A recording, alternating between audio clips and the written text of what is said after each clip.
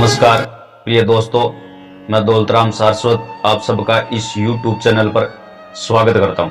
आज आपके लिए लेकर आया हूं वृक्ष लगन की कुंडली, अलग अलग भाव में ग्रहों की स्थिति का फलादेश। वृक्ष लगन हो, किस भाव में कौन सा ग्रह बैठा हुआ है और क्या फल देता है, कौन सा योग कारक है, कौन सा अयोग कारक है। इस वीडियो को लाइक करें, शेयर करें।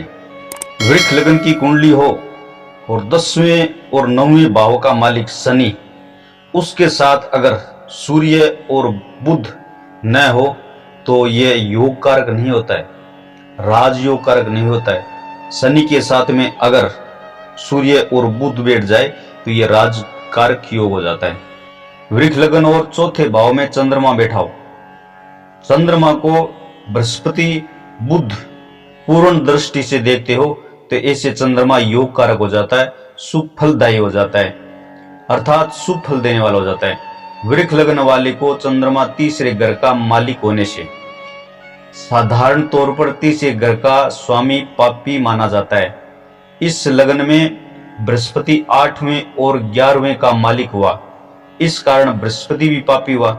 साधारण तौर पर पापी को पापी देखे तो विशेष पाप योग होता है, परंतु षडबल योग के आधार पर बुध और बृहस्पति की सदैव शुभ दृष्टि मानी जाती है। इसी सिद्धांत पर बृहस्पति दृष्ट चंद्रमा को शुभ माना गया है। बुध द्वितीय पंचमें सोने से यद्यपि वृक्ष लगन वाले को मार्क हुआ, किंतु पंचमें सोने से उसमें शुभता आ गई। इस कारण बुध से दृष्ट चतुर्थ स्थित चंद्रमा को शुभ माना जाता है। चतुर्थ में चंद्रमा होने से उसे एक रूप केंद्र बल प्राप्त हुआ और एक रूप द्विबल प्राप्त हो गया, इसलिए ये योग शुभ कारक हो गया।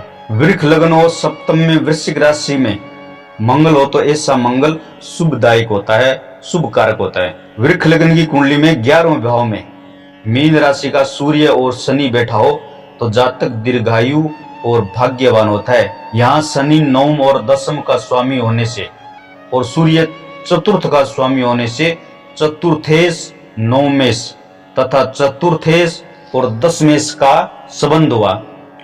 लाभे सर्वे प्रशस्ता, इस सिद्धांत के अनुसार सूर्य और शनि की लाभ स्थान से उत्तम स्थिति हुई तो यह योग कारक हो गया, शुभ फलदायी हो गया। यदि वृक्ष लगन हो और बुध और बृहस्पति किसी भी स्थान में एक साथ बैठे या एक दूसरे को पूर्ण दृष्टि से देखते हो तो धन योग होता है। कुछ आचार्यों के मत से अष्टमेश का किसी भाव से संबंधित या किसी भाव के स्वामी से संबंध होने से अनिष्ट योग माना जाता है।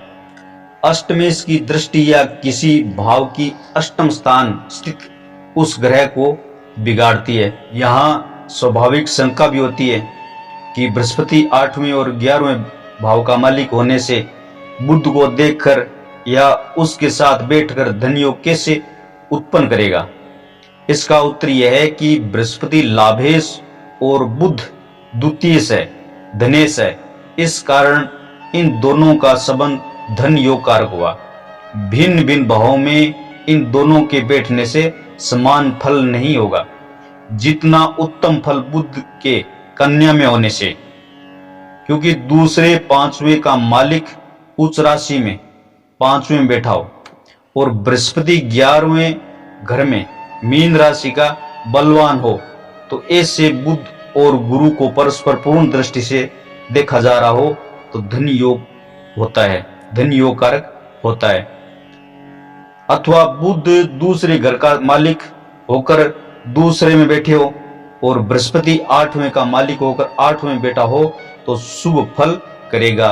वे दोनों साथ 12वें घर में बैठे हो तो कैसे कर सकते हैं, इसलिए इस योग में इसका भी तारतम्य कर लेना चाहिए कि दोनों किस राशि में या किन किन राशियों में बैठे हैं। वृष लगन की कुंडली में यदि मंगल बुध और बृहस्पति से संबंध करता हो तो धन नष्ट हो जाता है, धन नष्ट योग कारक हो जाता है।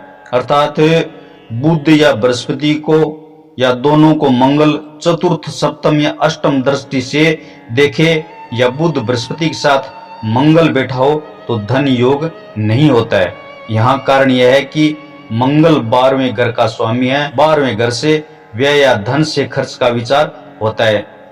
इस कारण व्यय भाव का स्वामी धनेश दूसरे के स्वामी या लाभेश 11वें के स्वामी के साथ बैठकर या उनमें से एक या दोनों को देखकर धन एकत्रित होने की योग को नष्ट कर देता है।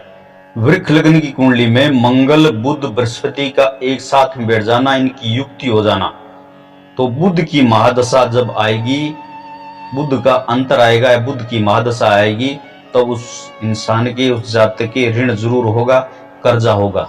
वृक्ष लग्न की कुंडली में मंगल की महादशा में धन देने वाली होती है। बुध यदि केंद्र में हो तो बुध की दशा में अच्छा योग है, अर्थात धन लाभ का योग उत्तम रहे। बृहस्पति की महादशा मिश्रित अर्थात मिला जुला फल है, कभी धन लाभ कभी धन हानि। यहाँ पर मंगल की दशा को क्यों अच्छा बताया है? मंगल तो 7वें और 12वें मालिक है। ऐसी हालात में सप्तम का मालिक होने से मंगल को अच्छा कहा है, क्योंकि पाराशर जी ने यह मत दिया है कि केंद्र का मालिक पाप ग्रह हो तो शुभ फल करता है।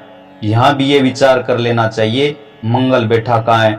उदाहरण के लिए यदि अपनी उच्च राशि मकर में मंगल बैठा है 9वें भाव में, तो जितना अच्छा फल करेगा उतना अच्छा फल नीच राशि का नहीं करेगा।